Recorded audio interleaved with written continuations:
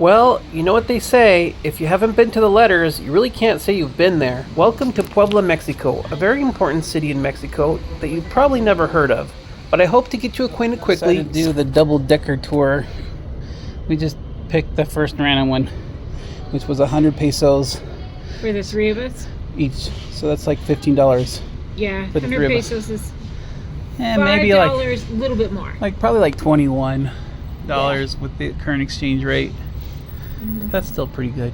Yeah, for the three of us. And we'll go to 36 points, it says on the map. Puebla, Mexico is one of Mexico's oldest cities. It has been inhabited for thousands of years, but the Spanish named it an official city in 1531. Puebla was not supposed to be the name of the city, but we'll talk about that later. Puebla is a mix between a colonial and a growing modern city. The bus tour takes about an hour and a half and focuses mainly on the historical areas of Puebla. So you don't lose any details. Always sit down during the tour. Don't put your hands or feet outside of the tour because we will go through some low-lying areas that will hit the bus. Huh? That's what they're saying. As you can see, the streets of Puebla are very colonial, and they tend to have a French style to them. Next one.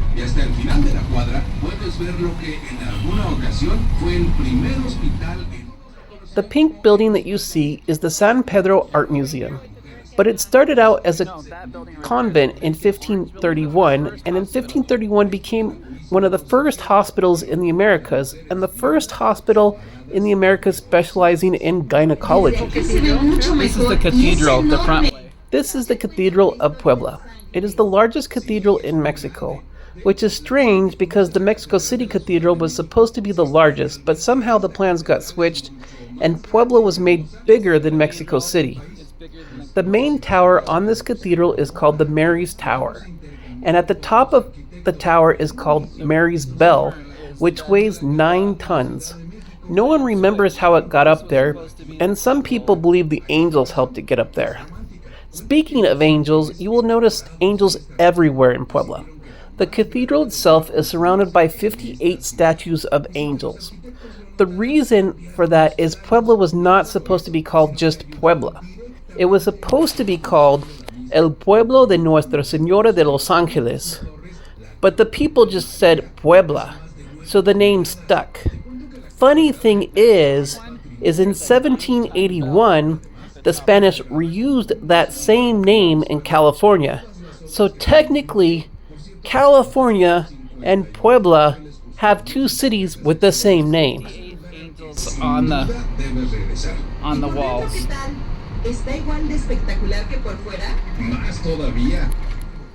This street is called the Merchant Street and is known for selling all sorts of antiques. The street takes us down to the neighborhood of Analco.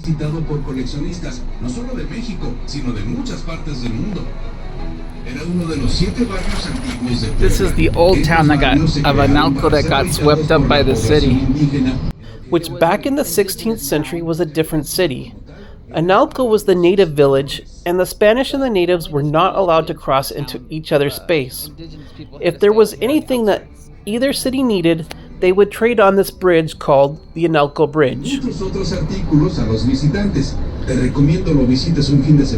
Se me ocurre que puedo visitar los dos tianguis, el de los sapos y el de Analco en un mismo día, ¿no? Exacto, ese es un plan bastante común.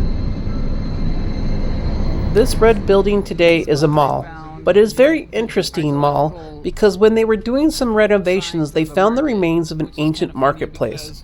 So apparently this particular location has been selling goods for at least 4,000 years. This is the San Francisco Church, which is a very old church. But more importantly, this church was the first church to display Talavera tile. Talavera tile is a special blue geometric tile that usually follows certain patterns. It is a variation of an old Muslim style of tile making that came about when the Muslims conquered and occupied Spain. This is the Founders Monument.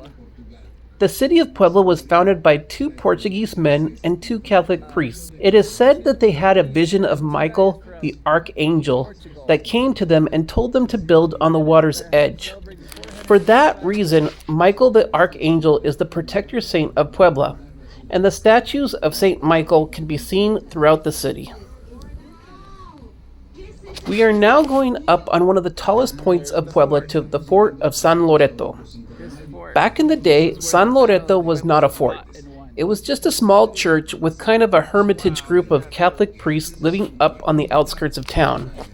They came up to the hill to get away from things, but later in the 1800s it grew to become a fort. This fort has been the center of many important battles in Mexico, but the most important battle was fought here on May 5th, 1862. The fort was our one stop on our tour where we got to stretch our legs and get in some of the amazing views from the fort.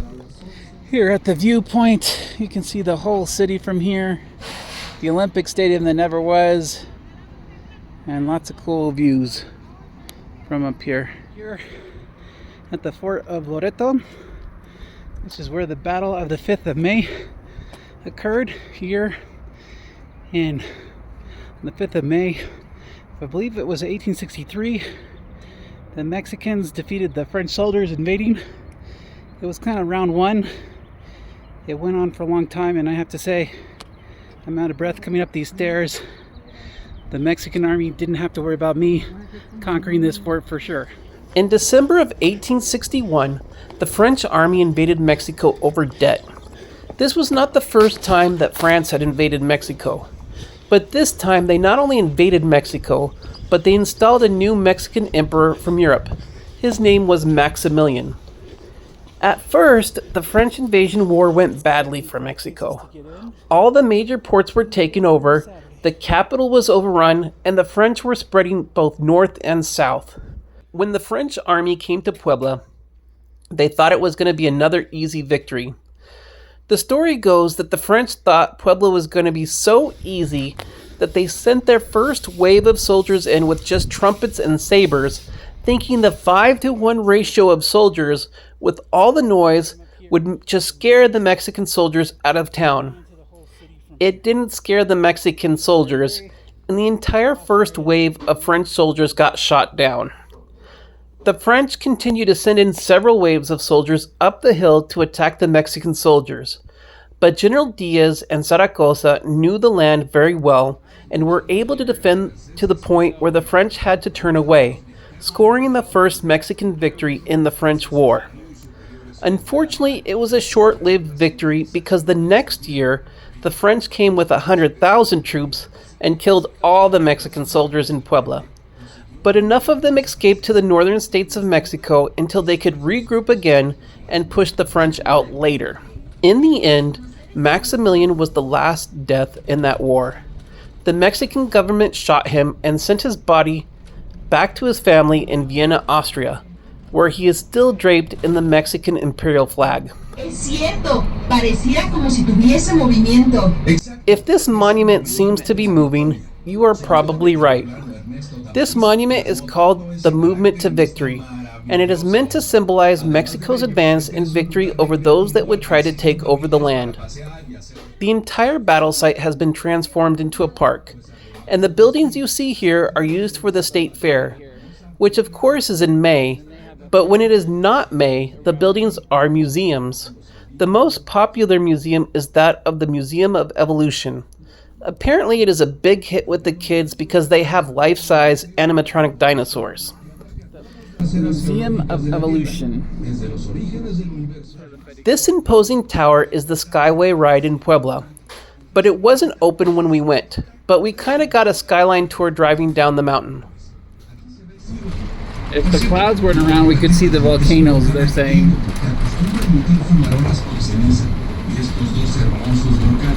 Theater in all the Americas right here. This is the principal theater of Puebla, and it is the oldest running theater in the Americas.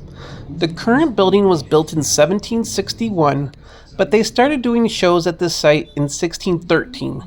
But they were comedy shows, and the Viceroy apparently didn't like them, so in 1761 they had to rebrand to become a more civilized theater. The theater is the entrance to the artisan neighborhood. It is a section of town that kind of went downhill, but the local artisans revitalized it, and now all sorts of arts flourish in the area. This building with the orange and blue tiles was said to be built by a guy who said his favorite girl liked candy, so he made the building to look like the candy wrapper of her favorite candy. And for the last 200 years, they've only been selling candy on this block. These curved roofs are also part of the candy market. This white building shows some of Puebla's other history.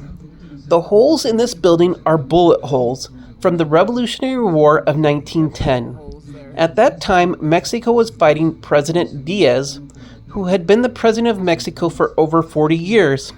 The Mexican citizens were tired of a dictatorship, so they revolted. This building was owned by the brothers Cerdán, who were revolutionary generals. The Mexican government basically tried to destroy the building by shooting it, but it survived. The dictator fled to France and eventually died in France, and the body of President Diaz is still in Paris today, again wrapped in the Mexican flag, because Mexico won't let the family bring back the body to Mexico. One thing that you will notice in Puebla is that many of the buildings have a very French influence. This was probably due to the time Mexico was invaded by France. But in Puebla, you see the French influence a lot more than in other Mexican cities. This building is the University Museum. It is a 3-story tall building and has some lovely tile throughout the whole entire building.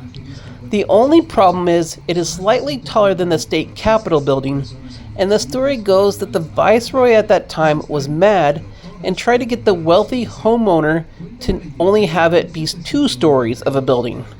The homeowner, however, refused, and the viceroy made his life difficult. So in the end, he made some big mosaics of some ugly people, and he put the faces of the local leaders on them and made them all face the Capitol building. 400 years later, the faces still mock the state Capitol building. That is going to do it for our double-decker bus tour. Hope you enjoyed the tour. There's a lot more to see in Puebla. Join us as we come back later and do a foot tour in the city. We will go inside some of these buildings that we have talked about. Until then, stay curious, and we will see you on the next video.